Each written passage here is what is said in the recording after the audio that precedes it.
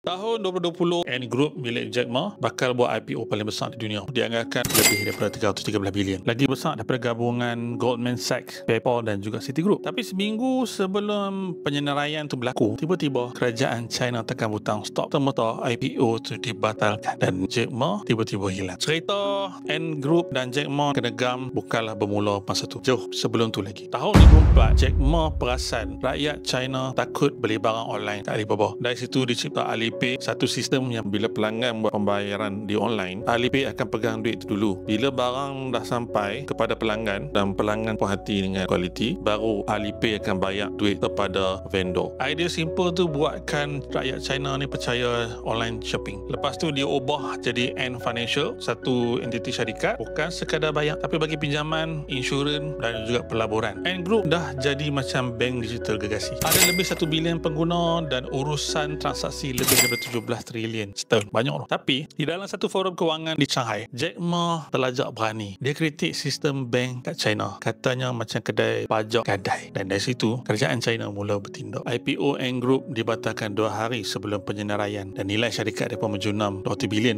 hilang. So bila Ant Group jatuh, nilai Alibaba pun terkesan 60 bilion mereka hilang. Dan Jack Ma hilang dari radar awam selama 3 bulan. Ada yang kata dia keluar negara, ada yang kata dia dinasihatkan berehat, ada yang kata dia kena sekolah dengan kerajaan China. Itu menunjukkan kerajaan China ni sentiasa make sure billionaire mereka jangan lebih daripada kerajaan. Lepas 3 tahun senyap, 2023 Ant Group mula bangkit. Kerajaan China bagi balik resen operasi tapi kenakan denda dalam 1 bilion USD. Itu tanda fasa siasatan mereka lengkap. Mereka dah start masuk ke Hong Kong. Dia membeli syarikat Bright Smart Security bernilai lebih daripada 360 juta untuk persiapan ke arah brokerage dan juga investment. Pada masa ni nilai semasa mereka adalah 78 bilion USD. Masih antara syarikat fintech yang paling besar di dunia. Jack Ma ajar kita apa dia? Inovasi boleh ubah dunia, tapi ego boleh ubah nasib.